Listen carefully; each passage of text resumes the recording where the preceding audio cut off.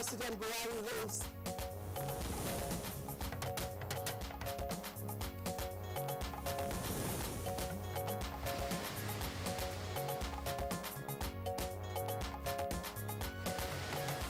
Executive Council approves construction of Nigeria-Cameroon border link bridge.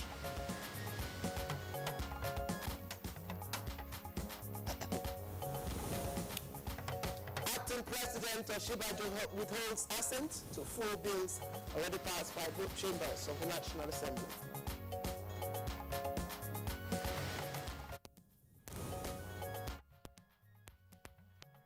Good morning, Nigeria. Today focuses on consolidating the gains of counter-terrorism operations.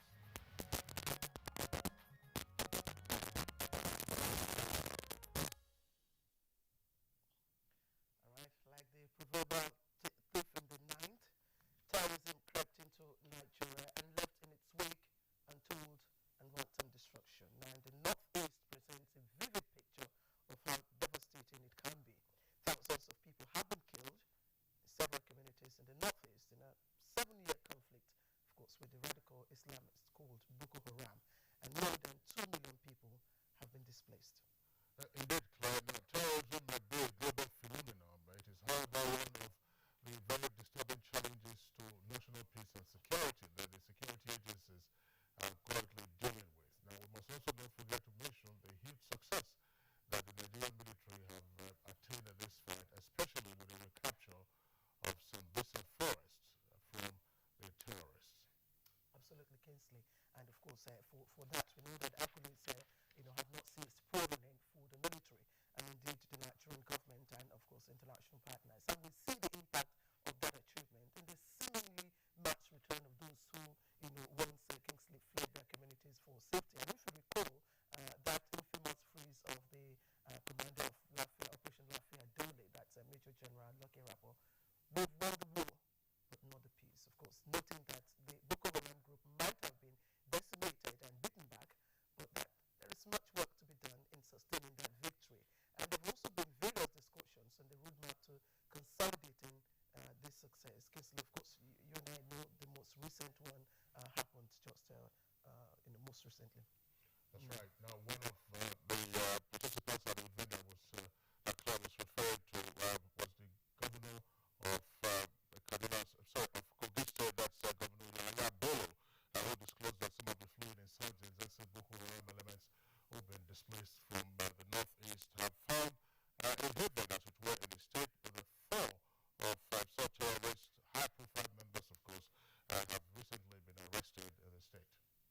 Right. Now, the conveyance of the conference, that's the National Security Conference, of course, that just held, National Security Conference that just held, gives us the platform to revisit the war against terror in Nigeria and potential strategies that could be adopted to finally win the peace on terror. That's our focus on Good Morning Nigeria today, and as usual, we welcome you to the program. I am Claire Adilabu Abdurrazak. Thank you for joining us. And I'm Kingsley Sanima. I'm so jointly welcoming you to this edition of the program. We are reaching you live for some ways on the network service of the Nigerian Television Authority, the Africa's largest television network. As usual, at the course of the program, we shall have our regular companion segments, including newspaper review, business, sports, and others. So in the meantime, we are going over to the newsroom, and our guide this morning is Lydia Bassi. Hi, Lydia. Hello, Kingsley. Good morning and welcome to the news. President Muhammadu Buhari has thanked Nigerians for their support and pro-optimistic recovery. The president has spoken with Governor Abdullahi Umar Gardeji of Kano State through a phone conversation during a special prayer session organized by Kano State government for the president.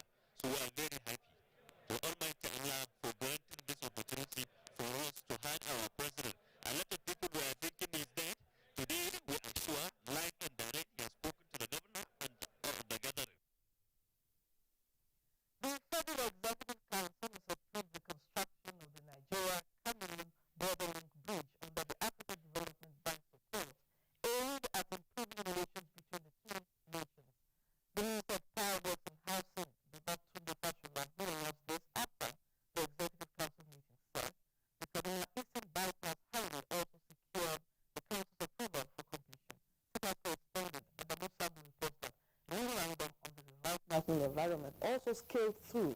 Enugu-Abakaliki Highway, which is already completed, and part of the larger Lagos-Mombasa Highway.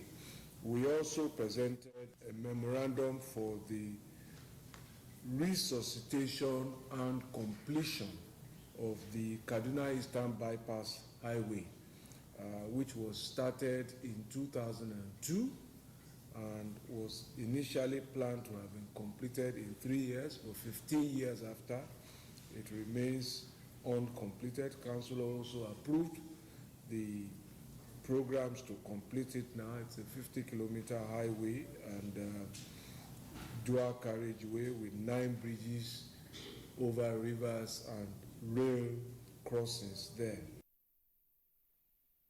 It was an emotional demonstration of honor, respect, and best wishes for the outgoing Minister of Environment, Amina Mohammed, as the Federal Executive Council held a valedictory session in her honor. It's actually quite amazing that you have one person who seems to know so much, I mean, she's competent in practically everything. I really would want to just pray for you that this will only be the beginning of much, much greater attainment in life. And we're extremely proud of what you've done, and we're going to be even prouder of what you will achieve in the United Nations. Nigeria's flag will fly high. There's no higher floor on the United Nations building on the 30th floor. Being there, you're closer to some of the decision making. We do have some major challenges that are considered of concern to the global village. So, bringing from Nigeria the real issues and some of the solutions that we know better than others can prescribe to us will give us, I believe, an edge in trying to bring those solutions to closer to fruition. Meanwhile, acting President Yemi Osinbajo has said it is high time Nigeria and the United States deepened their long-standing relationship. Professor Osinbajo stated this while receiving the commander of the U.S. Africa Command at the presidential villa. Nigeria's relationship with the U.S., he observed, is very important, and the Buhari administration is committed to working with the United States in addressing human rights concerns and security challenges in the country. The head of the U.S. Africa Command, General Ward Hauser, expressed readiness of the U.S. government to accelerate its contributions to the development of Nigeria. He added that his visit to Nigeria at this time is to further strengthen the common friendship.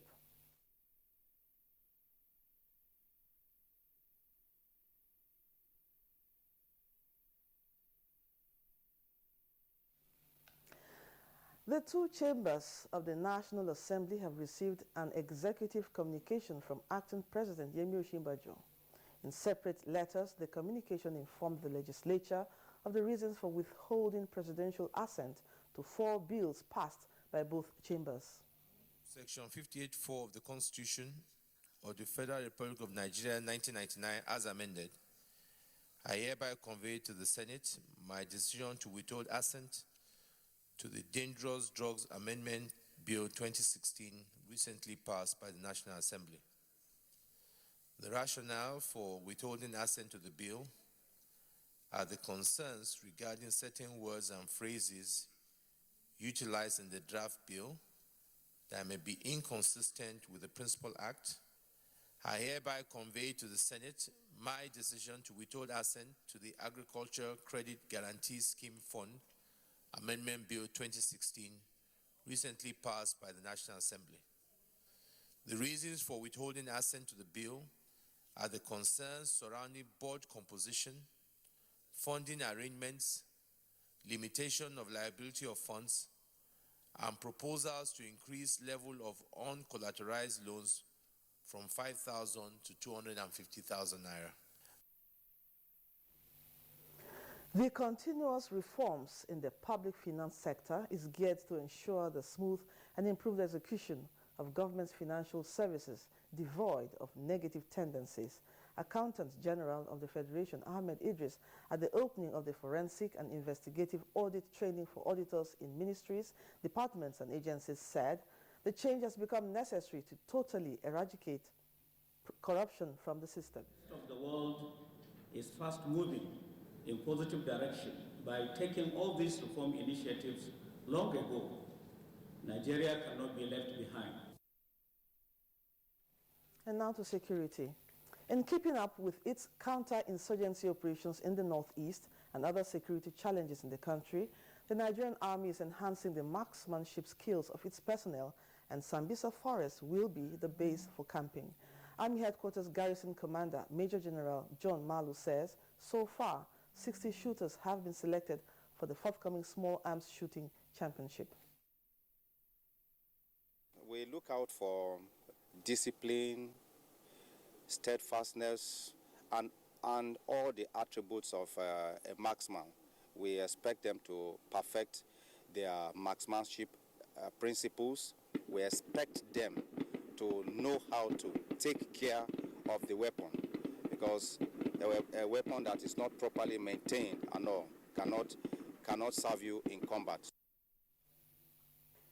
That's the news for now. Claire and Kingsley will be back after this break. Good morning. If you hear a bomb explosion or gunshots of an active shooter, that might be a terror attack. At such times, always remember 3 action words: run, hide, report. Don't try to run towards the terror scene to save the situation, because there might be a second bomb blast or another attack. Run far away and take cover. Make sure you are safe first. Yes, it is in our nature to sympathize over the hurt, but remember, only trained personnel can help in such situations. When in a secured environment, promptly call relevant authorities and help will come. For anonymous reporting, call 09630-3250 to 5 or 0813-2222-106. If you see something, say something. Nigeria unite against terrorism. This message is brought to you by the Federal Ministry of Information and Culture. Helen! Your kitchen gets 10 out of 10. Thank you. This also gets a 10. Should we see the toilet now? Sure. This gets just 1. It is clean. But not perfect 10. Better than my detergent and bleach? Impossible. Challenge? Try Apex compared to bleach and detergent. Apex sticker formulation removes yellow stains times better, giving you a sparkling clean toilet. Wow. Now you also take that? Harpic 10X Challenge. Also available in 200 ml pack for 200 naira only.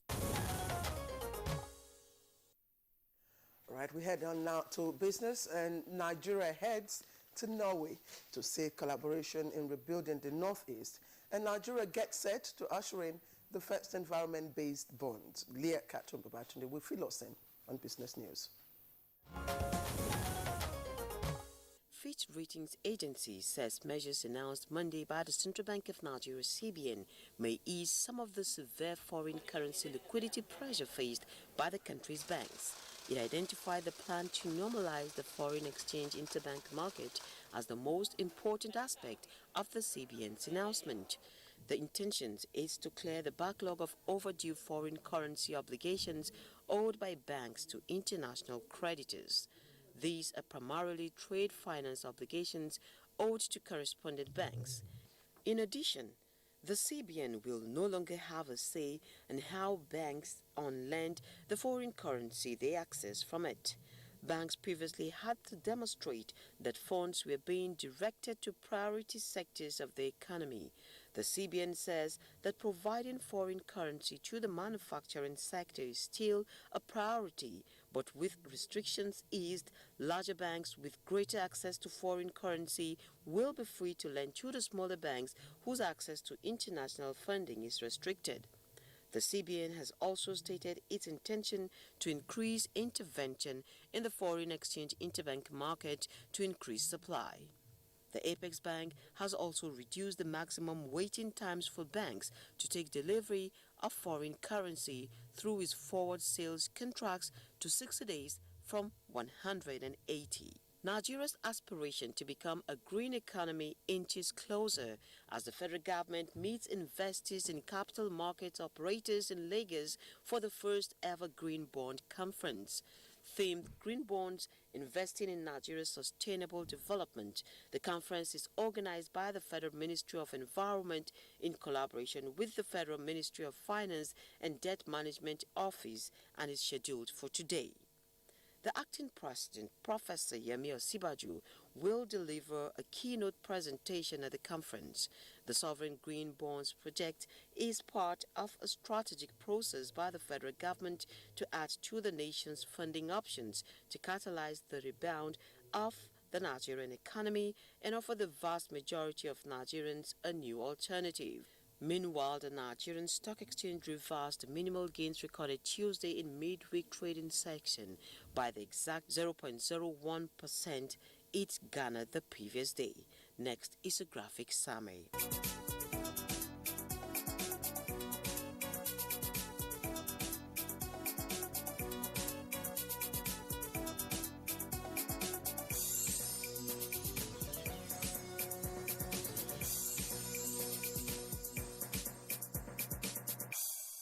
The Nigerian government will be seeking global support for its effort to arrest and end the humanitarian challenge in the northeast of the country and the surrounding Lake Chad region at a two-day international conference opening in Oslo, Norway today. Norway is organizing the conference jointly with Nigeria and Germany and in close collaboration with the United Nations. Nigeria's Minister of State for Budget and National Planning, Zainab Ahmed, who is attending the conference, explained that the prolonged violent conflicts have left a devastating mark on the northeast, Niger, Chad and Cameroon, leaving the affected areas with degraded infrastructure and serious humanitarian challenge. Given the debilitating nature of the crisis, the minister said $1.054 billion will be required to fund the 2017 humanitarian response plan, indicating that less than 10% of it is being currently funded, signposting the need for concerted fundraising to meet targets. Pope Francis on Wednesday called for urgent humanitarian aid for the starving people of South Sudan, saying millions risked being condemned to death by a famine in parts of the war-ravaged country. Addressing tens of thousands of audience, he said millions of people, including many children, were being condemned to death by hunger. Since 2013, South Sudan has been mired in civil war, which the Pope called fratricidal. President Salva Kiir, whose government declared a famine on Monday, has promised aid agencies safe access to hunger-stricken civilians. The United Nations says it has been unable to reach some of the worst-hit areas because of insecurity. South Sudan has been hit by the same East African drought that has pushed Somalia back to the brink of famine 6 years after 260,000 people starved to death in 2011. The UN Children's Agency, UNICEF, on Tuesday said nearly 1.4 million children were at imminent risk of death in famines in South Sudan, Somalia, Yemen, and Nigeria.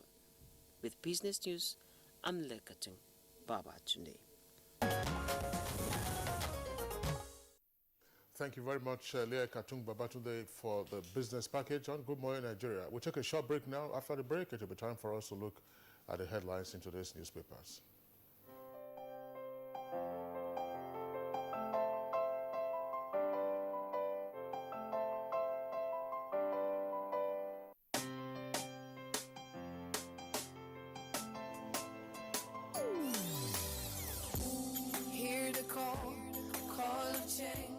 Stand up, Nigeria.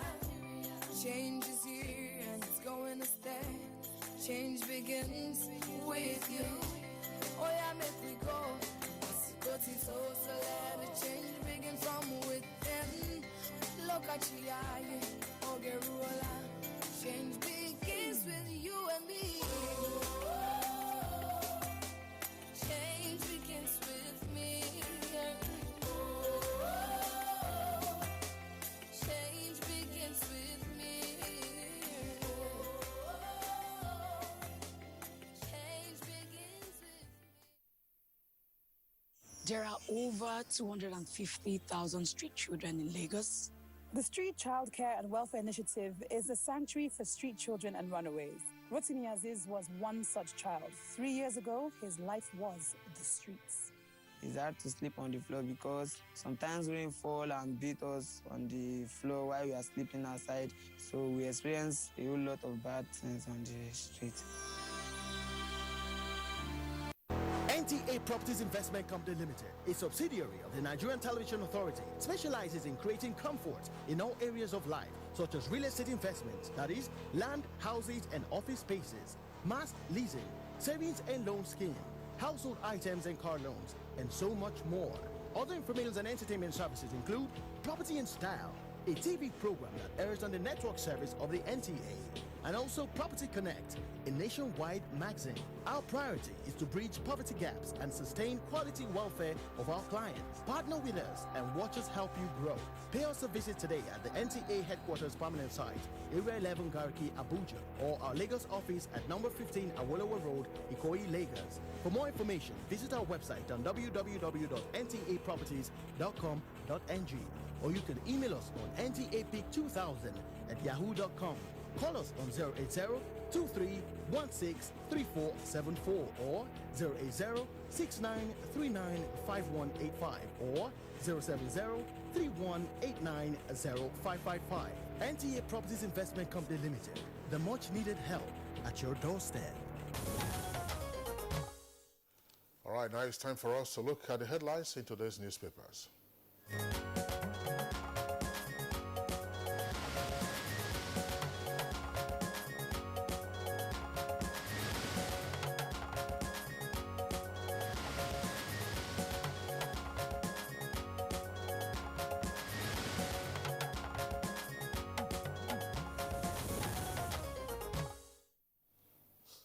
All right, and Bayo Atoyebe is here. Bayo, good morning. Good morning, Clay. Good morning, Kinsley. Good morning, Nigeria. All right, a story that is common to the front pages of the papers that we have this morning has to do with the veto of 4 bills by acting President Yemi Osinbajo. That's the lead story for the authority. It says with a kicker, veto to 4 bills. Osinbajo and Senate set for showdown. And 2 riders to that, why I withheld assent by acting president, will override him, say senators. Now that's also the lead story for the Daily Times. Daily Times says, Senate Osinbajo clash over non-assent to bills. A number of riders to that. The bills, of course, says National Lottery Amendment Bill 2016 and 3 others affected. Acting president cites legal challenges, board composition, modalities for asset forfeiture, others among reasons for not assenting. And Senate refers bills to legal department for necessary advice to meet acting president over 2017 budget. Now that story is also on the front page, but it's a second lead on the front page of the Nigerian Pilot. Below the photograph on the front page of the Nigerian Pilot says, Osinbajo withholds assent on 4 bills. With a rider, Senate kicks. Kingsley, that's also the lead story on the front page of the Daily Trust. Of course, the only paper that leads with that among the ones I have. But let me quickly take a look at the other trending stories on the front page of that same paper, Daily Trust. Apart from the lead story, there it is, you've seen it. There are other stories. Gunmen abduct a German professor in Kaduna. And you see the picture of the professor right there. Details of that story you can find on page 4. Now, Buhari speaks to Ganduje during prayer session, also on page 4. And there's a picture story and other trending stories at the bottom.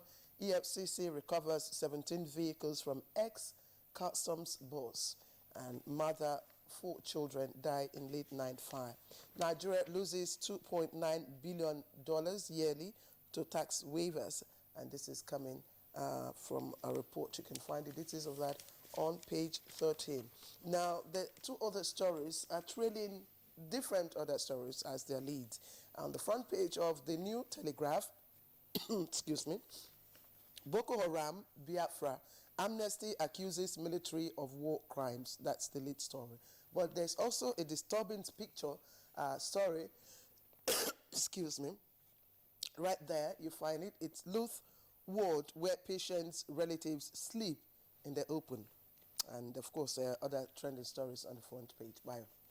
Right. Let's talk about the dominating all the headlines. And actually, the acting president has written to the National Assembly, and there are two letters he actually wrote. One is for the approval to issue Eurobond debt instruments of $500 million. This is intended to fund 2016 budget implementation. The bonds are to be issued between the months of February and March this year. This is to enable government implement the capital expenditure funding plans. This specifically is meant for item 229 and 244 of the 2016 appropriation bill. It will be recalled that the budget for 2016 had an inbuilt deficit, and by start of implementation, the 2016 budget is to extend up till May this year. The other one that is generating furor, particularly in the Senate, is the acting president withholding assent to 4 bills. He wrote and gave reasons for withholding assents. Some members of the Senate are fretting over what they describe as this is a challenge to separation of powers. However, the Senate president said the chamber should be patient, and then they should seek legal advice from their legal department. However, the same letter was also addressed to the House of Representatives, and Speaker Yakubu Dogara said issues raised by the acting president will be given a closer look. Now, when an assent is withheld, there are reasons given, and it behoves on the National Assembly to look at the reasons. If they are genuine, then you revisit the issues that have been tackled. Don't forget that apart from being the acting president, he's also a professor of law, and he has pointed out certain loopholes that he thinks need to be taken a holistic look at for the benefit of the law that is being proposed. Therefore, we should put this challenge of one arm of government challenging the authority of the other aside. Let's work for the national interest. If the issues raised are not justified, they are free to override the veto. However, if they are justified in the interest of the nation, they should be looked at. Well, yeah, there's a paper that actually said it has been, the legal department has been consulted also. Yes, that's the advice by the Senate president. That's the Senate that president will backfire to the legal department. But Bayo, it is not only in cases where reasons are not justified. There could be political differences. I mean, the president may say, listen, I do not quite, flow with the intendment of the law if I give my accent, in which case I will withhold my accent. In that particular instance, it cannot be, matter of justification, matter of differences. Perhaps the accent, or if you like, the emphasis on one aspect of the law or the other. Now, the point you made is also a very valid one. Namely, if the national interest is predominant, then, there's no point in flexing muscles over who can override a veto. But all of it is provided for. If the Senate, if the National Assembly decides to override the veto of the acting president, so be it. It becomes law. But of course, the law has to be in operation. And it is when it's in operation that you have challenges or you have difficulties, and you may now have to revert again to the National Assembly seeking amendment and so on and so forth. So let's return to the paper, Nigerian pilot. Below the nameplate. CAC, that's the Corporate Affairs Commission, delists 38,000 companies and introduces electronic stamping. Details of that story can be found on page 36. Also there on the front page, changes in ports and business visas coming soon. That's according to the federal government. Details on page 5. And adopts 60-day action plan on ease of doing business. Of course, this story has been on for some days. That's the writer has been on for some days now. Gunmen kill 2 locals, abduct 2 Germans in Kaduna. And 6 special courts for kidnap cases created in Delta as IGP deploys special forces to southern Kaduna. And at the foot of the front page, of the Nigerian pilot, there we have a window of headlines there. Rivers concluding poll, INEC assures of free, fair election. And that's on page 13. On page 4, 100 days in office, Obaseki operating as sole administrator. That's the allegation by the PDP. And we are ready to produce Nigeria's next president. That's according to Ohaneze. That's on page 11. And on page 5, Federal Executive Council, that's FEC, approves national policy on environment and okays 32 billion naira for Kaduna Eastern Bypass Road project. And also on page 11, Nigeria is broke on purpose. Then Bruce laments. All right, Kingsley. Let me also, Bayo, I raised the issue of the picture, disturbing picture, sorry, it's on the front page of the Telegraph, you know, where, of course, you find patients, you know, whose relatives sleep in the open, and it's a very disturbing for, you know, Lagos University Teaching Hospital. This is sad. You can see the pictures there. It's very, very, very disturbing. I'm not sure what to make of it. Well, it's a challenge that is common all over. You know, when patients are in hospital, there are people who go there to look after them. There are no provisions for them. Therefore, sometimes they sleep in the ward with the patients. Some hospitals frown at that, and therefore, any available open space, that's where they try to squat. And that has been a challenge. And it's not only a practice only in Lagos University Teaching Hospital. Most of our hospitals have similar challenges, where patients have their relations coming to stay with them while they are recuperating. Meanwhile, yeah, that's right. That's because of the dysfunction in the hospital management system. Because at some point, you probably will be required to go and get one thing or the other. Yes, certain medications, certain drugs, or certain things that will be said to be out of stock. Otherwise, if you are not ill and you have brought in the patient who is ill, the experts are there to administer. Then you have your regular contacts. Out of care and interest, you may wish to hang around, but only for a while. That's why you have visiting hours. The irony of it all is that you may have somebody who is caring for you becoming the next sick person because of the conditions they are exposed to. So bad. Well, meanwhile, there's this report you read. Kano State government had organized a prayer session yesterday. While it was on, Alhaji Shaban Sharada, who is a special assistant to the president, connected Governor Ganduje with President Muhammadu Buhari, and Governor Ganduje asked after his health, and he said, Alhamdulillah, I am feeling better. And the president said, may Allah bless and accept your prayers. He said, please extend my gratitude to the clerics. Yes, that's so we saw that, of course, in our morning news earlier on by Bayo. And as all the other stories on the front page of the New Telegraph, federal government seeks $500 million Euro bond to fund 2016 budget. And that's, of course, as National Assembly threatens zero allocation to NDAs. And let me quickly run through the leadership. The leadership reads on its front page, sharing formula for 100 billion naira constituency projects divides reps.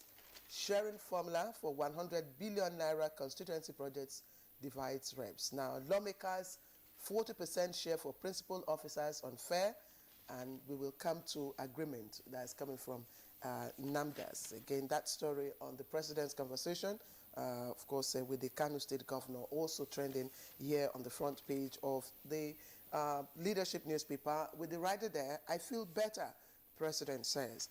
And FEC at the bottom, FEC approves 38 billion naira for completion of Kaduna's Eastern Bypass. Also there, Oshibajo writes, NAS seeks $500 million to finance 2016 budget deficit. You heard that. Now, new forex policy may stabilize banks, says Fitch. That's, of course, international rating agency. You see there. And finally, Amina Mohammed quits FEC and moves on to resume, of course, her new place, that's United Nations. Details of that story is on page 6. Bayo, that's okay. So you have more? Well, that's right. The authority, just a couple of headlines from the authority. Above the nameplate, we already have we read the story about the robbery in Imo. It says, robbers kill 3 policemen, injure others in Imo bank robbery. That's on page 4. And 50 billion naira land dispute. That's the kicker. Federal government accuses Anambra government of breaching Supreme Court order. Federal government accuses Anambra government of breaching Supreme Court order. I'll quit after PDP National Convention. That's according to Modu Sharif. Again, details of that story can be found on page 4. Second list story on the front page of the authority, that's below the photograph. Second Niger Bridge, it says, federal government mobilizes contractor to site. And Bayo, let's well, let me start with the story about the robbery in Imo. It's very sad. Broad daylight at 2 p.m., a gang of 12 robbers followed onto a bank at Wedera Road in Owerri. And in the process, they killed 3 policemen and carted away a lot of money. Information from the papers indicated that the robbers may have followed a customer who they suspected was going to make huge deposit at the banks. There are other two stories about the customs. The expressway leading Abeokuta to the Lagos-Ibadan expressway was blocked for 7 hours by traders who were protesting that custom officers had broken into their shops at 2 a.m. and had carted away 4,550 bags of rice as well as 75 jerry cans of vegetable oil. They also alleged that their safes were broken into.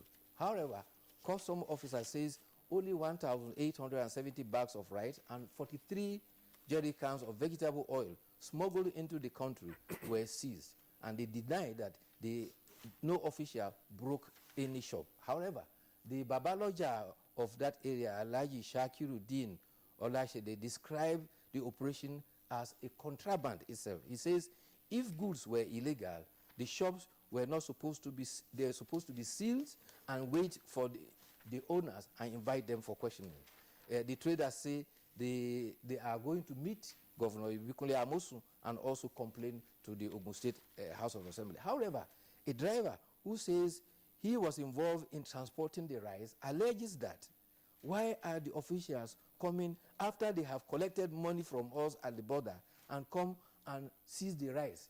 If we load a car with bags of rice from Idiroku to Shango, we pay 1,000 naira at every custom checkpoint.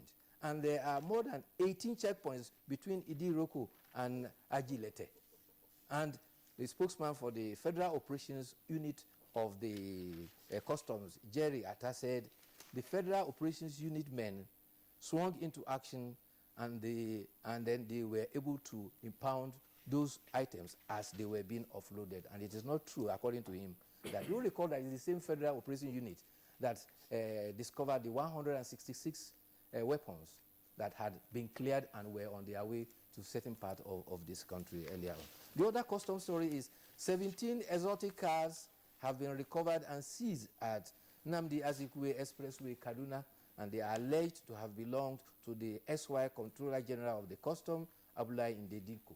2 persons who were found at the warehouse as custodian have also been arrested. The vehicles and the persons have been moved to the EFCC office in Kano and Kaduna for further investigations. There's this other story, Kingsley, just before you come in. The Amnesty accusation of the military, over war crimes. It's been recurring. It's been recurring, and I don't think this is in our interest. Quite a number of allegations there. Extrajudicial killings of 240 civilians in Borno, 177 Biafran agitators, illegal detention, mass graves, executions abound and all that. And the army are saying, look, these are fabricated lies. You see, the story of Amnesty report has had a long history. If you recall, just about 2 years ago, there was a town in Bama which they used area photographs and claimed thousands of persons were killed. Absolutely. And that was faulted. And the army says they are operating according to rules of engagement. If there are disparities, the army should be able to reconcile what the amnesty is claiming, the veracity of their claim, and the army's also record of their operation. Because the armed forces, the way they operate, for every of their operation, they have background reports and feedback, and they have a way of taking adequate record of all their operations. However, to err is human. If there are instances whereby there are the so-called alleged extrajudicial killing, it should be pointed out honestly. But some of these things are sometimes sensationalized, and it's not far-fetched. There are some individuals who work for some of these international agencies, and because of the dollar they get elsewhere, they tend to have some of these stories exaggerated as to enhance their credit worthiness before their international sponsors. This is not to say that maybe there's some veracity of truth in what they are saying, but the two parties need to get together in the service of humanity. That's right. Bayo, well, thanks. Just to return to the story of the 17 so-called exotic cars that were impounded or seized in Kaduna. Again, that's some measure of exaggeration because the vehicles are not all exotic, if you say that. 17. I mean, you're having 406 and having BMW, a number of them dating back well over 10 years. And, buses and so on and so forth. If we say exotic, these are real luxury vehicles. There's no BM that is 12 or 15 years old that you say is an exotic car. Yes. Anyhow, but let's take very quickly one or two headlines from the Daily Times. Daily Times at the foot of the front page says, kidnapping and armed robbery. Ayade announces 1 million naira reward for whistleblowers. Ayade is governor of Cross River. Details of that story can be found on page 12. So that's the much we can take this morning. Bayo, thank you for being with us. Thank you for having me as always. Yes, thank you. We'll take a short break now. When we return, we'll be dealing with the consolidation of the gains of the counter-terrorism operations. I come to you in the name of money. There is mega fortune in town. Easy money to be made. Everyone wants to get paid. And so the scheming, the intrigues in Make Money Miss. If you bring that 300 beer, if you just wait for 15 days, you know how much go enter? 90 B. Unbelievable! This week's edition of your award-winning comedy and social satire series, Professor John Boone, featuring the biggest, the best, and the most hilarious stars in Nigerian entertainment. Now, why you on the name of your own business, I be like a winch name. Asuzu. And showing at 8:30 p.m. every Tuesday and Friday on NTA Network, International, and Star Times. Sir, the small money that I used to give to you to hold for me. Oh, yes. I need it. Give me 30 minutes. Prof, I'm less busy. I'm not doing anything. I can actually wait here for 30 minutes. Professor John Boone is about to unleash. Over and out. Brought to you by Glow. Welcome to the new speed of life. So what's up, sweetheart? You really look like you're up to something. I have a secret. Okay. I'll be going to Europe next week. Seriously? Yeah. Like you have your visa, your passport, your plane ticket? No, not that way. Some men are helping us. We pay them, they take us through the desert, and then we cross the sea into Europe. The desert, the sea. Isn't that the route where many have died? Yes, it is indeed a very dangerous journey. In 2016 alone, 4,900 people died while crossing the Mediterranean Sea to enter Europe. Many were Nigerians. For the very few who survived the journey, they are forced into prostitution or other crimes just to survive. Eventually, they will be arrested and deported to Nigeria. Don't be a victim. Don't go this way. This is a public service announcement brought to you by NTA. All right, thank you once again for joining us. If you have just tuned in, you're right on time for the commencement of our conversation. Like we said, like a thief in the night, terrorism crept into Nigeria, and of course we all know the devastation and destruction that it has left in its wake. Now, the prompt for our conversation this morning, once again, is the latest conference, of course, National Security Conference that just held here in Abuja to, of course, review the gains of counter-terrorism operations and, of course, how it can be sustained. Now, to lead us on, let's listen into Omotola Omojola's background report. President Buhari receiving the flag of Boko Haram from Camp Zero, a sign of triumph over the insurgents by the Nigerian military. The victory of today has come from the sacrifice of valiant men who laid down their lives for the peace and sovereignty of a nation. It brings a sigh of relief for citizens who fled their homelands for fear of the terrorists, and perhaps the hope of an economic revival in the northeast, which is the worst hit in the terror that has spanned for over 5 years. The troops not only rescued the hostages of war, which numbered in their thousands, but also recaptured all the towns where the flag of the insurgents were hoisted. Efforts by the military also led to the return of some of the kidnapped Chibok girls, giving hope for the release of the others.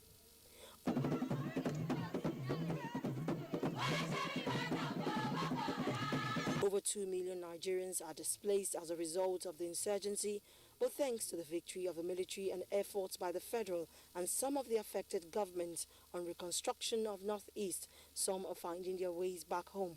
Roads that have been abandoned because of activities of insurgents have also been reopened, while the citizens in the Northeast have felt confident enough to organize rallies to appreciate the military for reclaiming their land to enable them return to their lives.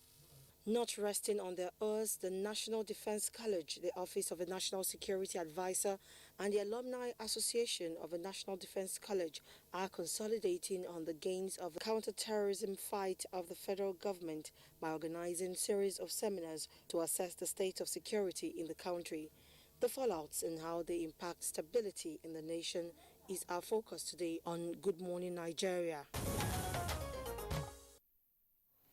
All right, Mojola, thank you very much there for that background. That we are being joined in the studios by three guests. First, would like to welcome Brigadier General John Temlong. He's president of the Alumni Association of the National Defense College, as well as pioneer commander of the Multinational Joint Task Force in the Lake Chad area. General Temlong, a pleasure to have you again on Good Morning Nigeria. Good morning, Kingsley. Good morning, Claire. Good morning, Nigeria. Okay. Also with us here in the studios is Major General Collins Ihekire, as a former force commander in Darfur. General Ihekire, a pleasure also to have you join us on the program. Thank you very much. And also with us here is the third guest, Claire. Of course, Commodore Darlington Abdullahi is a security expert, and of course, he's also joining us here in our Abuja studio. Thank you very much for joining us, sir. Thank you very much. Thank you. Good morning, Nigeria. All right, gentlemen, let's begin this conversation with, we know the history of Boko Haram. We are also fairly familiar with the devastating consequences of their orgy of violence over the years. We've also, in recent months, been having heartwarming stories about the triumph of our military and other allied forces, bringing to a close, as it were, some of the devastating operations of Boko Haram. But there are still instances where rogue elements of the terrorists operate from time to time. But overall, what's your assessment of the fight against insurgency at this point in time? Let's begin with General Temlong. Well, thank you, Kingsley. I think, first of all, I want to commend the armed forces for a job well done. They have really turned the tide against the terrorists. In the past, we were sleeping with our hearts in our hands, thinking that Maiduguri will cave in, Damaturu, and the next will be Bauchi, Jos, and Abuja.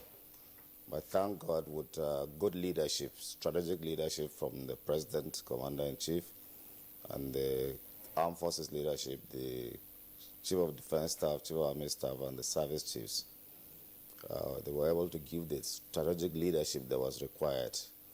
And that went down the line, and with this change of strategy, where we had troops from Cameroon, Chad, and Niger, and even Benin Republic forming up the multinational joint task force to cage in the terrorists where they could hit in Nigeria and run across to Cameroon or run across to Chad as safe havens and then come back. You know, the thing changed the tide. Two, there was a concerted effort to equip the armed forces to meet the challenges. And so with that, they have been able to live up to task. They have been able to prove the worth with which the Nigerian armed forces has been known for the exploits they've had all over the world. And so what they have done now is they have been sufficiently degraded the terrorists to the extent that they don't have freedom of action like they used to do, where they could plan a mass operation and whole territories that they used to do. But now, like you said, they still have some isolated incidences here and there, which they've gone back to their original strategy of hitting and run, guerrilla tactics. And so it's there, but you know, the important thing is that they don't hold territory again. Two, they don't have the capacity to plan and launch massive operation against either soft or military targets again. And thirdly is that we definitely have to win their minds. Like I told you earlier here, you know, you don't win, you don't defeat an idea with guns. You defeat ideas with superior ideas. So that's the de-radicalization phase, and the rest will go on in the end. But we expect that there will still be isolated incidences here and there until we're able to completely de-radicalize them and get them back on the path of sanity. Okay, let me throw my question to Major General Collins Ihekere, former commander Darfur. The commander of Operation Lafayette Dele was here, of course, after recapturing the Sambisa forest, and we recall what we now call his infamous statement: "We have won the war, but not the peace." But with explosions happening here and there, Brigadier General Temlong here have said isolated pockets of explosions. But there are people who are wondering if it was not too early to have made that declaration. Thank you, Claire. Just to add that you look different on TV from live. Thank you, sir.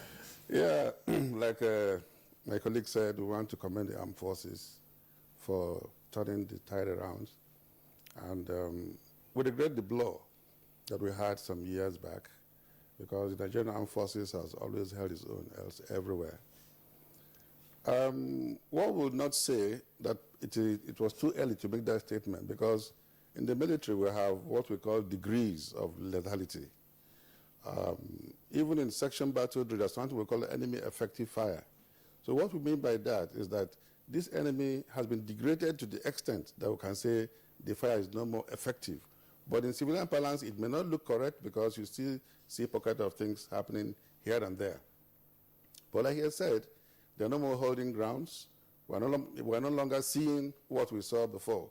But I want to add that what we're seeing here is asymmetric warfare, which is very expensive in manpower.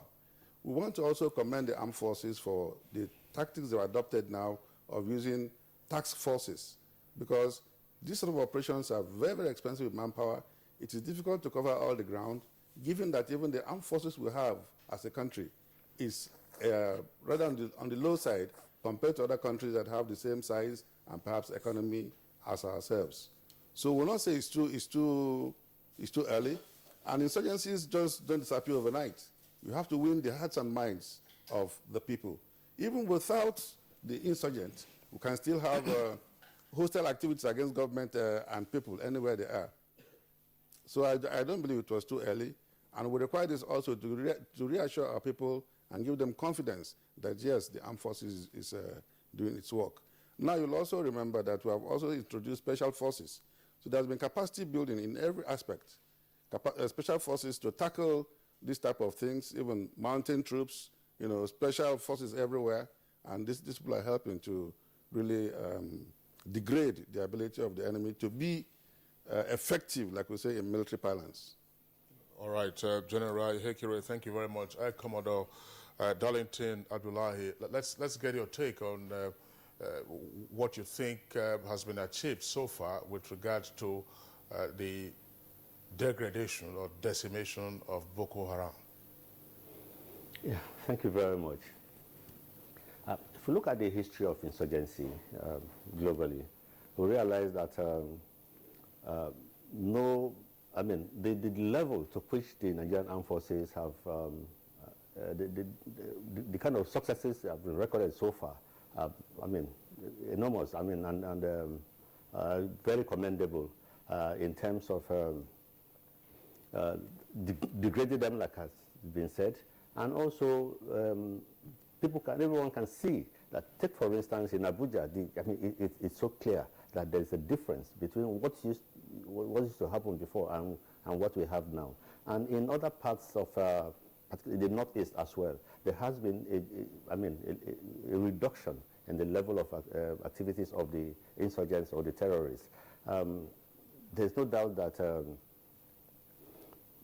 insurgency or terrorism is on the downward trend, and the armed forces have achieved so much, in this effort to reduce the activities of the terrorists.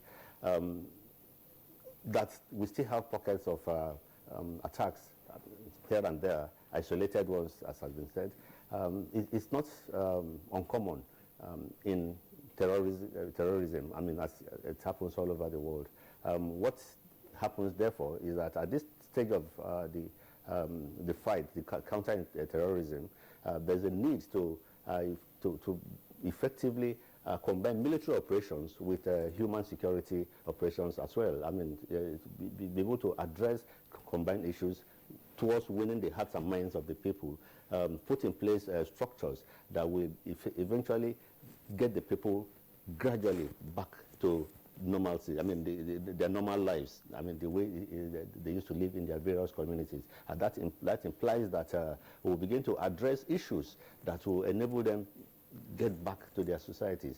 I mean, for instance, we're talking about issues of the destroyed homes, communities destroyed, sources of livelihood, like water supplies, electricity, communications. All those things that have been destroyed by the terrorists will gradually have to be put in place, without which it will be difficult to ask them to return to their various localities. The armed forces and other security agencies will continue to provide the necessary security until they are able to create that safety net that will enable people get that assurance that if they go back to their respective homes, they will be safe, kind of. So that is exactly what I think should be going on right now. Thank you. All right, Commodore Abdullahi, thank you very much. That's a point that I would like, gentlemen, for you to address. General Temlong, earlier you said part of the success factor is the provision of strategic leadership by the Commander-in-Chief. And of course, there's also the fact that you now have the leadership of the armed forces, that's the service chiefs, and then provision of arms and ammunition. There's no question about it that if not now, but sometime in the near and distant future, the Boko Haram phenomenon and the Nigerian military response to it will be subject matter for all kinds of research studies, military scholars, and even at the National Defense College, the alumni of which you are president. What exactly went wrong with our military that we didn't, as it were, have the strategic leadership to deal with Boko Haram at the incipient stage or when they were running riot until just a couple of years ago? What went wrong? That we were unable, we didn't have the arms and ammunition? We just allowed them to be running riot all over the place? Was it a failure of leadership or just plain incompetence? Thank you very much, Kingsley. I think I'll answer it twofold. One, there was no political will. Two, there was a failure of strategic leadership at the political level. Now, if you find out that the Boko Haram thing started and exploded around 2009, prior to that, there had been intelligence about a group assembling in Yobe. And instead of taking action at that time, because the military wouldn't take action without the political leadership giving them the direction, giving them the instructions to do that. This is a civilian administration, it's democracy, and the military is subject to civilian control. Now, they couldn't hit them at that time, and that was the time you heard that there was this Taliban struck in Yobe State. Now they went and regrouped in Borno State.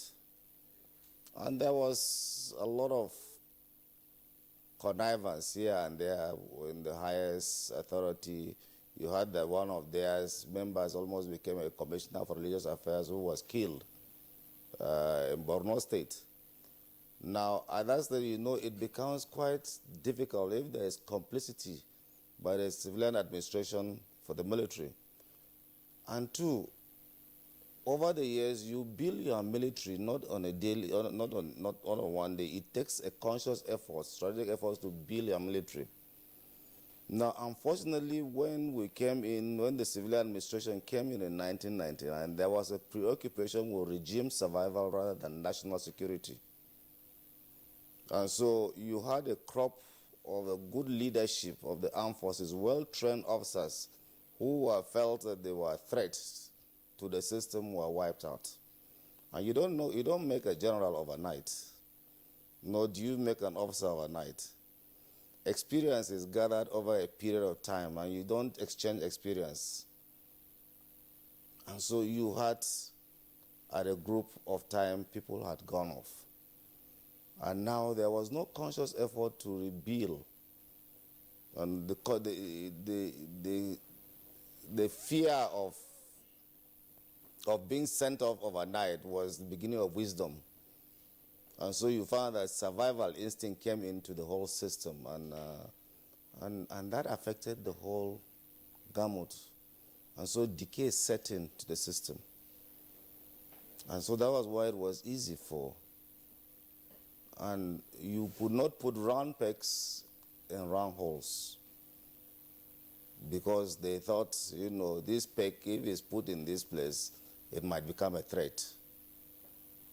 And so when you have square pegs in round holes, you definitely have problems.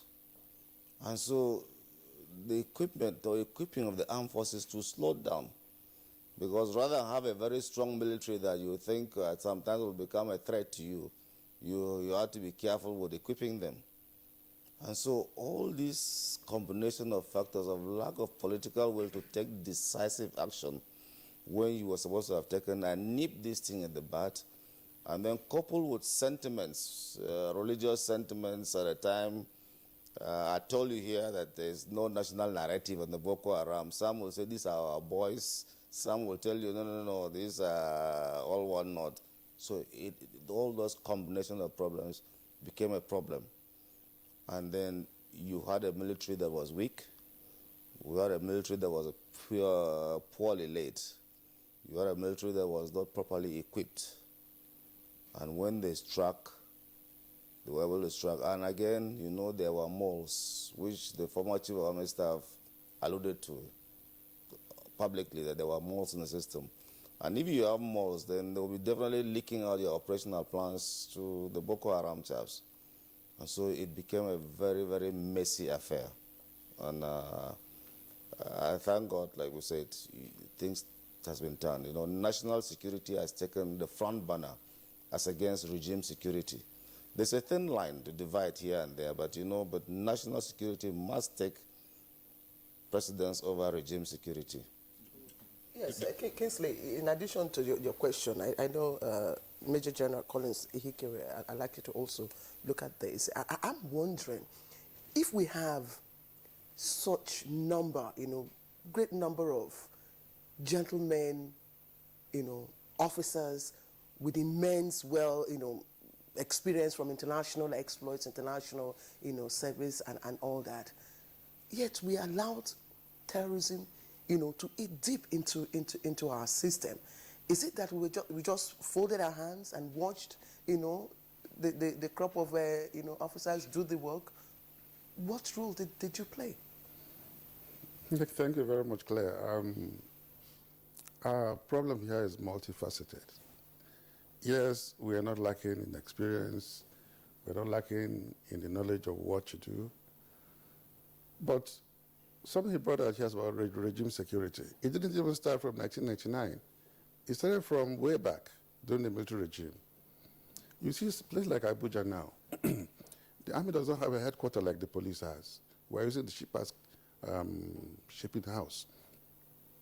This place was not designed to contain the military. The army headquarters was supposed to be in Mina Air Force, in Kano, and Navy in Lagos. Here was supposed to be devoid of military. National Guard will play the role. This is the background. Boko Haram, in 2010, January 9, to be precise, at the Ministry of Foreign Affairs, I gave my way forward how to deal with Boko Haram. But again, it brought out something here very important. Primordial tendencies, religious affiliations. At the start of Boko Haram, when the military even went in, they thought that, many people thought it was a fight against the Muslims. That is where we come to something very critical in strategic studies. We call it the common good.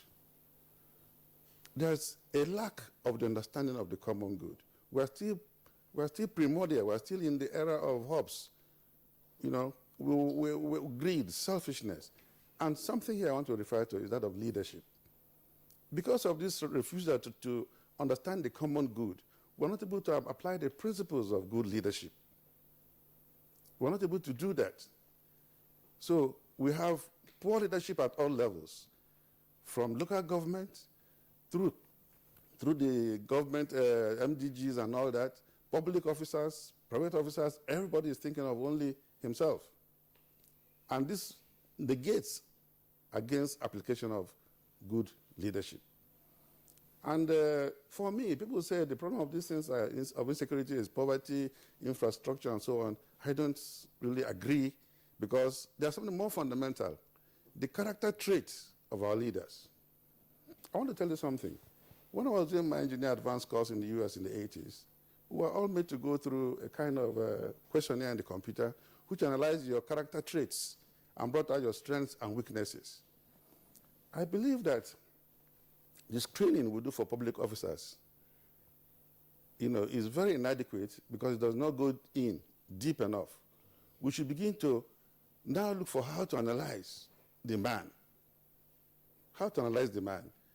And they can partner with the NSA, develop a program, like I said, that can tell us, give us an idea, bring out things like greed, excessive ego, the tendency for... Which can impede decision-making. Yes, for this, and we can have that. So that before the man goes to pick a form, this disqualifies him or qualifies him, and by the time we do that, believe you me, we can now decide to, we can now know that, yes, we have people who can implement this common good. It is at this point we can see infrastructure. We can see development in health, in education, in agriculture. This is the only thing that can help us out. Because even now, people will say, oh, you want to make road. With this character, who will build the road? We can see the grass cutting in the northeast. People who are already in problem, having their problem again magnified. It reminds me of when I was in a unit in Owode. I came to work one morning and I found a big crowd in my gate, and I found a hunchback who was there. People were waiting for him outside the gate to catch him, to cut his hunchback for ritual, according to him. So they cannot even allow him to bear his hunchback in peace. General Hekiri, well, thank you very much. Again, gentlemen, we will explore this further, this aspect of, what went wrong. But let's also get the views of Air Commodore Darlington Adulai. Air Commodore, let's again back up a bit in history. Regime protection. We saw what happened in this country after the failed coup bid of 1985, where the Air Force virtually lost its wings under the military regime of General Ibrahim Babangida. But we didn't have Boko Haram until about 20 years or so later. Was there a sense in which there was also the fact that the Air Force had no equipment and therefore couldn't join early in the fight? Or, in your opinion, there were other strategic issues that crippled the military? Thank you very much. Like it was observed, there was an era in which the military was seen as a threat, and there was a gradual, reduction in the strength of the military in terms of supply of equipment. For instance, the Nigerian Air Force didn't get the necessary support that it used to. In fact, some of the equipment, some of the aircraft that came in were such that they were like imposed on the system. The aircraft were not, like something that was effectively planned for. Requested for by the system and then supplied as required. Depending on the level of threat. The threat analysis and all that. So with the gradual weakening of the military, I would say the Air Force in particular, you find that the armed forces could not effectively carry out their mandates. And this, no doubt, gave room for the kind of uprising, gradual uprising that we saw, coupled with the governance issues, poor governance, because like we can all see, Sambisa Forest, for example, falls under a particular local government. What was the local government doing? It falls under a particular state.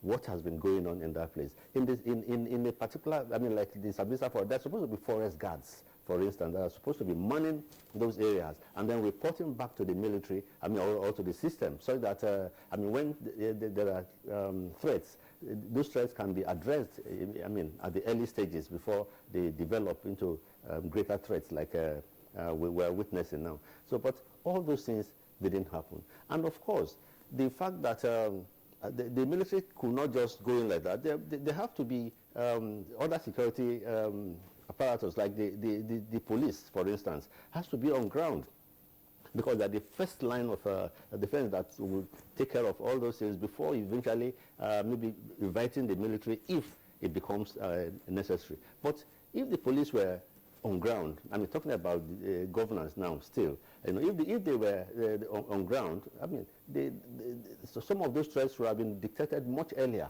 and then addressed appropriately. So if the military is not invited in, it will be difficult for them to just move in on their own, because there's a system of that the procedure that must be followed to get the military involved in addressing the threats in any part of the country. I mean, it's a global thing, kind of. So the armed forces generally had issues with equipment, with money, with training. I mean, because there was a gradual reduction in all this, you know, because of the reduced funding when they were seen as threats to the political system that we had in the country. This, as we saw in recent times, began to improve, and it got to a point that we even realized that our armed forces were not trained to counter the threat that we were having. Like when the case of the insurgency started in this country, we had to retrain us, begin to train the armed forces to be able to address the issues, because they were not specially trained for those things. So some of these, coupled with problems of supply of weapons, that some countries will not supply us weapons because of issues of human rights and all violations and all that. But eventually we got supplies from other parts of the world, and I mean, the tide changed, and that is exactly what is happening. Thank you very much. All right, Air Commodore Abdullahi, thank you very much. Well, again, gentlemen, you know, the topic for our conversation this morning is consolidating the gains of the counter-terrorism operations. The corollary to that, it's also the fear that there might be a rollback of the gains that we have seen. Now, is there a sense in which we can confidently assert that where we are now, there can be no rollback, taking into account the various strategic issues you've touched on, and especially also what General Ihekire, I was going to say Jerika, but that's Ihekire, what he said about the psychological aspect, the social-psychological analysis that we need to be able to move on for all classes, whether military or political. Let's begin with General Temlong. Can there be a rollback of the current gains? Yeah, there can be a rollback, and that's why we organized this seminar on consolidating on the gains of counter-insurgency, because if you sit down and fold your hands and believe that you have achieved or won the war, you have not won the peace. Now, you're going to have a rollback. And the topics that we discussed were the topics that spoke to the theme. We looked at governance at the state and local government levels, the imperatives for national security. And we got somebody like Babatunde Fashola, who actually proved his mettle in Lagos to see, look, what were those things he did in Lagos that he was able to be successful? Because the problems that we have in Nigeria is poor governance, and in fact, in some areas, absence of governance. I operated in the Northeast, and I stand and let somebody come and challenge me. I know every nook and corner there. Every day, I flew not less than 4 or 5 hours in the whole of those areas in a helicopter every day for 1 year. And there were areas that the local government chairman didn't know they were in their area of responsibility. When I called certain names, they didn't know where. We say, where was that place? I had to take one, put him in a helicopter and say, take him to that place. Let him go and see what my troops were doing to his people, vaccinating them. They had never seen vaccination in their life. Nigerians in islands there that they didn't even know the names. So where was the civil authority? No government. The government was always in the state capitals, because the local government chairman will converge in Maiduguri. They will have all their distance. So there was poverty and deprivation staring at the face of Nigerians, and the lack and the absence of governance. And so those were recipes for people to come in and tell you, and they came with a very good ideology. Mind you, they said, Boko Haram. It is the product of Western education that is depriving you, and they are seeing it. They see me and you well-dressed, eating. They are not. They carry this, they don't even see light. You come with cars. Their governors have jets, private jets, to fly in and out. You see the sort of mansions that they build, and then you see people going around their homes in the evening. You have 50 or 100 Almajiris being fed. So that was an ideology that caught fire.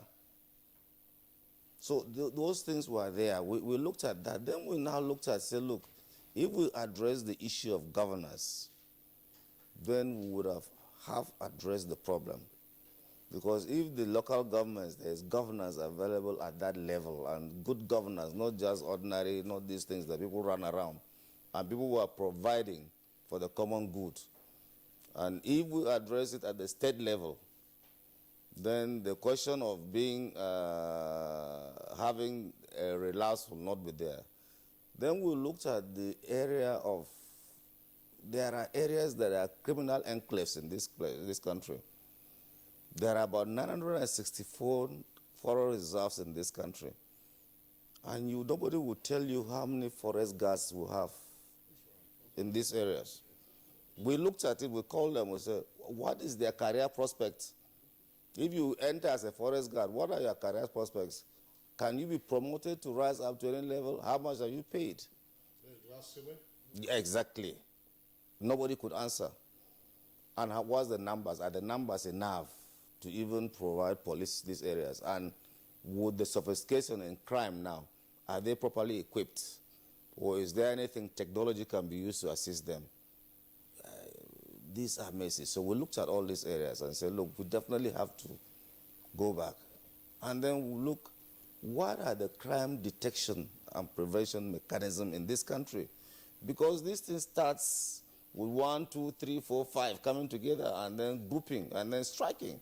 Even the kidnapping they do here in all these places. Kidnappers don't study. Yes, it's always asymmetric. But then the population must be involved in crime detection and prevention. Are there any mechanism that we have here on ground? Are they adequate?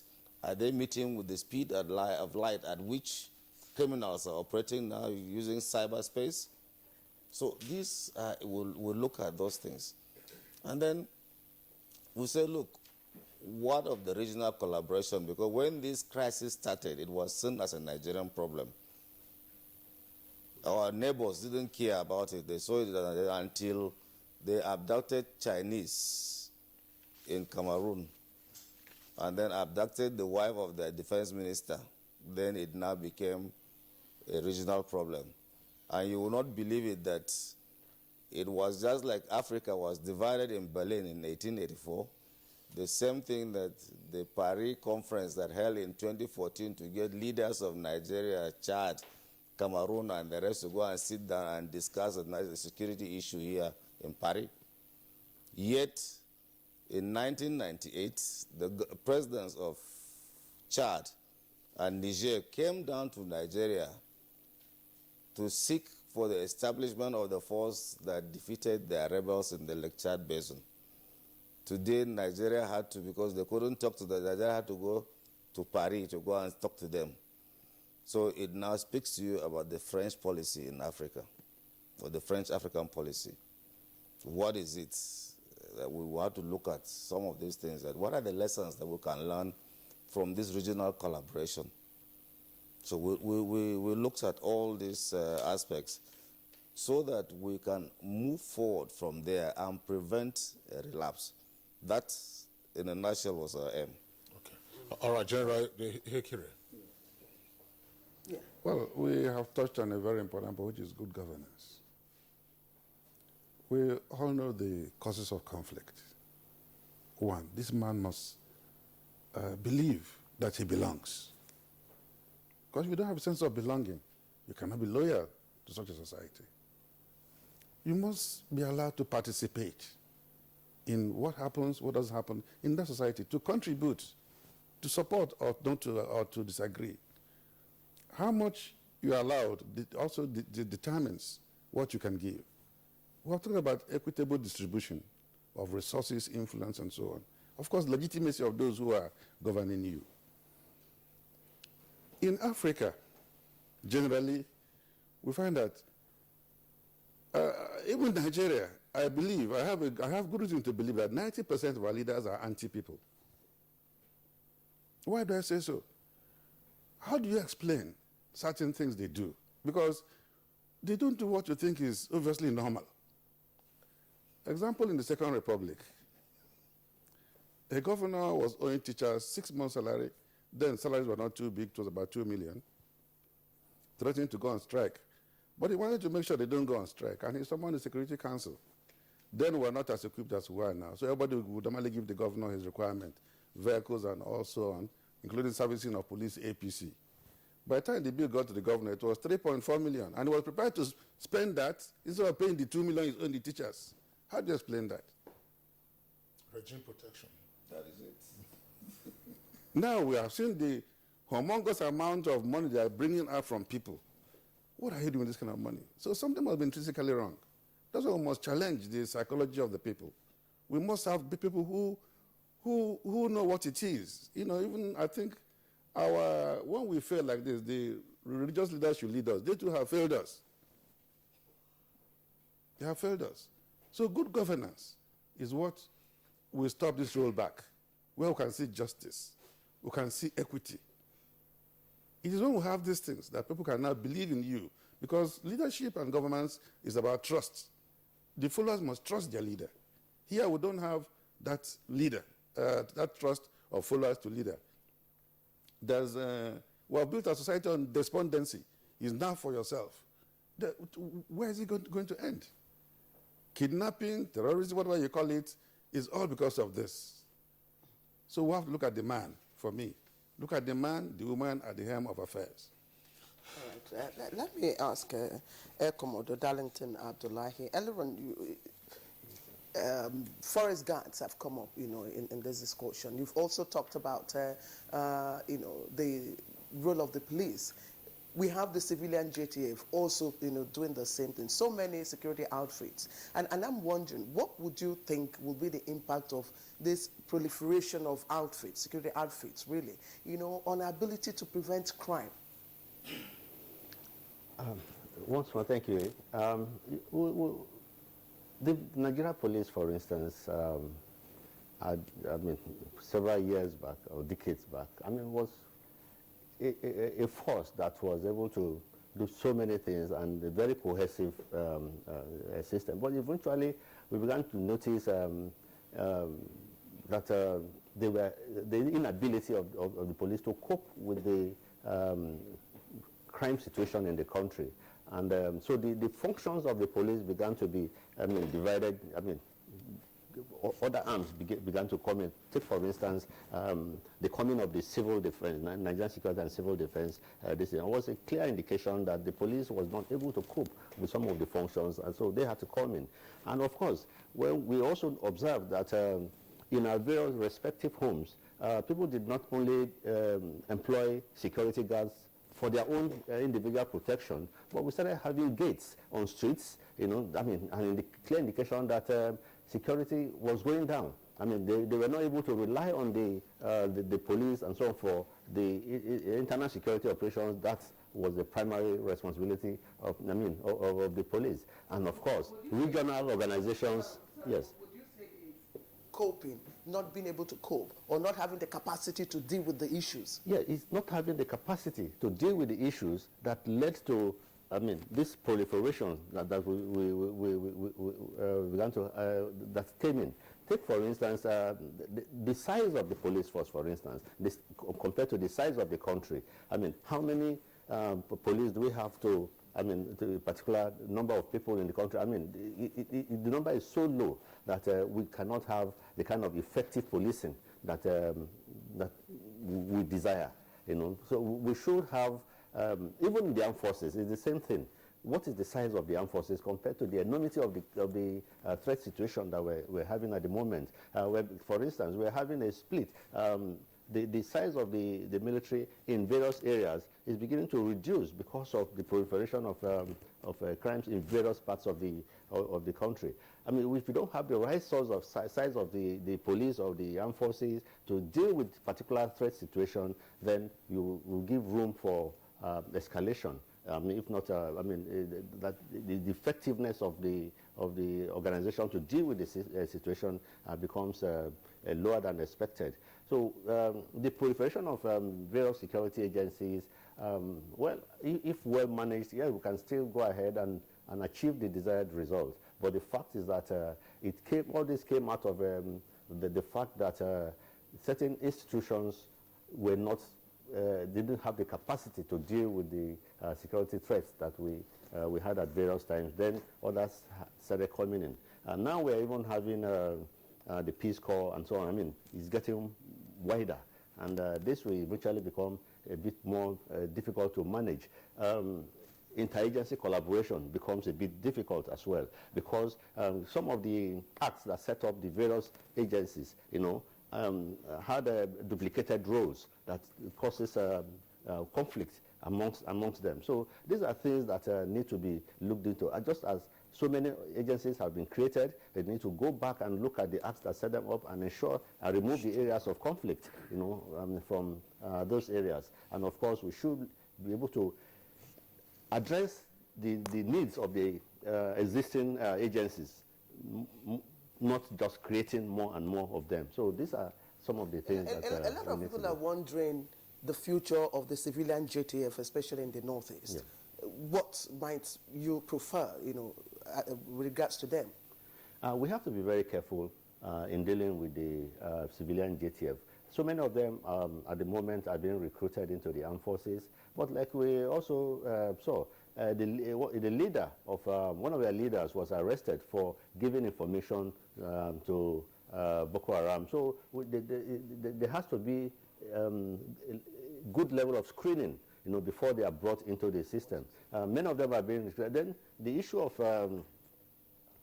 even if they should, for those that fail to be recruited into the various security agencies, not just the army, we have to find a way of ensuring that when they get back into the system, they will not create problems. So we're talking about they are used to carrying arms already, and also and then the kind of lifestyle they live among the people and all that. So human nature, requires that for them to live peacefully among the people, they have to be taken through a program. There's a DDL program. You have to disarm them. You have to demobilize them. Then, of course, reintegrate them properly into the system. These are some of the things.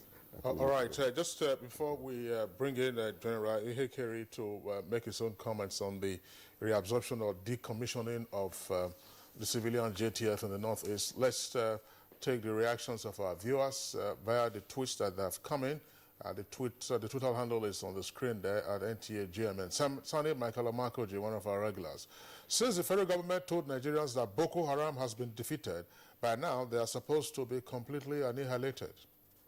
And Ohenetega Semude tweets, education is another way out of fighting terrorism. The government should and must do more on the educational sector to promote open society. Ibrahim Tudu, the war has exposed our weaknesses in intelligence and investigation. Above all was the unfortunate corruption exposed in the military. And Festus Akinboyewa tweets, kudos to our gallant military. We must now tackle the root cause of terrorism, such as illiteracy, corruption, and abuse of human rights.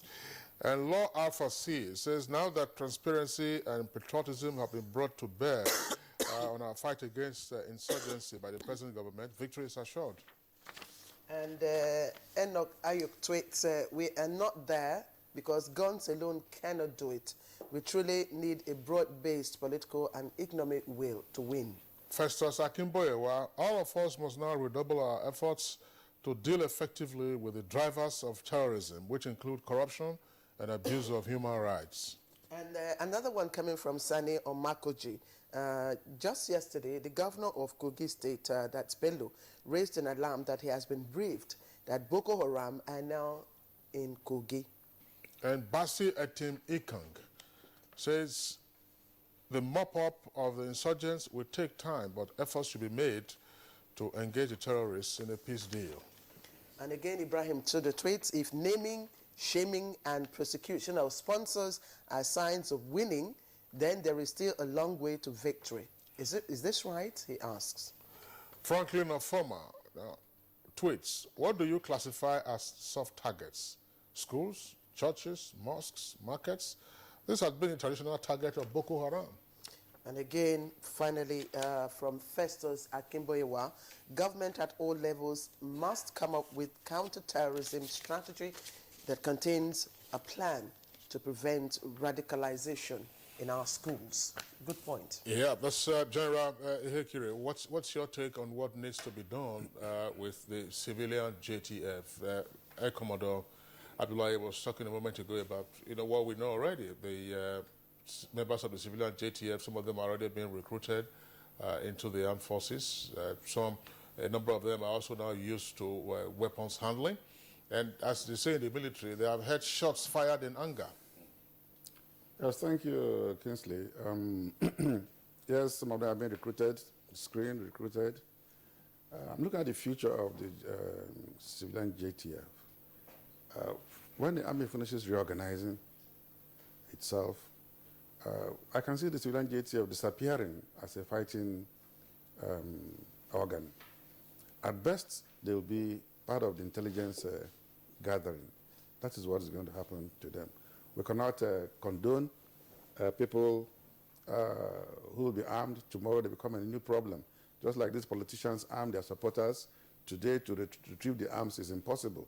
These arms have been turned against society, kidnapping, armed robbery, and all sorts of things. About the proliferation of these agencies we're talking about, care should be taken to examine whether these agencies are being proliferated, whether we need them. Do we need them as a duplicate of what is existing or as a complement? Because sometimes we duplicate their roles out of, let me call it, ignorance. We don't know what to do, so just adopt an ad hoc measure to do something. In the 80s, you will recall when they say custom was very, very corrupt. They now established an X-squad to check the corruption in the custom. After a few months, they found that the X-squad was even more corrupt than the custom. And they went on to establish a Y squad. Y squad operated for 6 months. They found it was even worse, and that was where the creation of the squads ended. They couldn't get to Z. So we'll have the police. If you go to the airport, all kinds of uniforms. Even myself, I get confused. So we should think of how to rationalize them and know how to cater for them. This Peace Corps now, those who are going there asked to contribute 40,000 for their training and uniform. Is that a motivation or a demotivation? So are you giving them employment or what? We have to be careful how we do this because they also become unwielding. Then competition becomes much among them, and they go back to, like you travel from the border to SMA to here, you get about 17 checkpoints, all different uniforms, and what they're doing, they're just extorting from checkpoint to checkpoint. So we have to be careful how we do what we're doing. Okay, well, thank you very much, General Temlong. Let's now return properly to the issue of winning hearts and minds. And one of the critical issues in this regard has to do with the environment, how livable the environment is. Yes, Boko Haram elements have been flushed out largely from Sambisa and some of the remote locations, but there are a number, we understand, of unexploded ordnances. How do we begin to deal with this? Because it appears that very little attention is being paid to issues of that nature. If these are largely agrarian families, how do they get back to their lands? How do we begin to demine the locations? Actually, thank you, Quincy. One of the topics we discussed was human and environmental security issues. And that came up clearly too, that the area largely is agrarian and people live on the land. The important thing is, even before you want to go back to your farm, there must be semblance of civil authority in the area. If not, you're just going to be a target for these people, when they come, they hit you and go. And that's what has happened too. When people run back, they farm either themselves or a squad of herdsmen come and clear their farms and go away. So there must be a conscious effort, and I think the military have started some demining, but it will take a long time. You know, mines, recently I think Civil War mines were found somewhere in the east, World War II mines somewhere. So it will take a long time to demine, but there must be a conscious effort that will go beyond what is being done now. That definitely you must get increase the capacity of those who are doing that now. And if this be, you get some assistance from outside to help in demining those areas. And then not just demining, getting back civil authority in the areas that people go and they are sure that they can be in. And then winning the hearts, like you said, is going to be a difficult thing, because we discussed that in our last seminar, you know, which we talked to you about. There are going to be residual justice issues. There were people, like you said, there is an absence of justice in the system. People who hacked families in the area, they know them. The Boko Haram phenomena, if it's studied properly, some of the destruction were done were not just Boko Haram people, because even though they don't have IDs or recruitment and the rest, some people, lawless hoodlums and jobless youth in some localities will just shout Boko Haram and start killing and maiming and looting properties of people. And some of them are known. You have children who have said that their whole aim is to grow up and kill the Boko Haram. So these are issues that, and then there were those who couldn't run from their localities, and they were subjected to inhumanity and all sorts of degradation by the Boko Haram people. And now you are going to start bringing these people as internally displaced. Some of them will be looking better than those who are better than them. Because as it is now, efforts have been made to at least provide some wherewithal for them to go back. What of those who couldn't leave? There are those who are staying with friends, relations, and even as far as Jos, Abuja here, they are not even captured in the IDPs. The Sheikh of Borno told us last year that there were more people staying in Maiduguri with relations and friends than those in the IDPs. Those ones are not captured in the calculation of IDPs you're talking about. Okay. So winning the hearts and minds is going to be a problem. But to add a little bit to what you're talking about, the proliferation of this security office. We have just a minute to round off our conversation. Okay. So I'd just like you to quickly, because of the importance of the need to consolidate on what we have achieved so far, what are the specific areas right now that should be addressed? Maybe just enumerate for us. One, we have to address the issue of good governance. Good governance. Two, we have to address the issue of the environment. Environment. The human security aspect and the environment. Okay. We have to address the issue of herdsmen moving to displace sedentary farmers. Okay. We have to address those issues. We have to address the issue of education as part of good governance. We have to address the issue of providing infrastructure and jobs for the people. We have to address the issue of reintegration of some of these civilian JTF thing you're talking about, because you must provide them with something to do. A whole lot of things to do, Brigadier Chamberlain, if you ask me. I think, Kingsley, if you don't have... That's right. We'd like to thank our guests who have been with us on the program this morning. Of course, General Tem Long is the President, Alumni Association of the National Defense College and Pioneer Commander of the Multinational Joint Task Force in the Lake Chad area. General Tem Long, always a pleasure having you on Good Morning Nigeria. Thank you very much. It's always a pleasure. And we also would like to thank the former Force Commander in Darfur, Major General Collins Ihekire. General, pleasure having you on our program. Thank you very much, Kingsley. And then also our thanks go to Air Commodore Darlington Abdullahi. We'd like to thank you for your insights. Thank you very much. Okay. All right. Well, that does it for our discussion segment. Part 1. Let's go over now to our sports desk.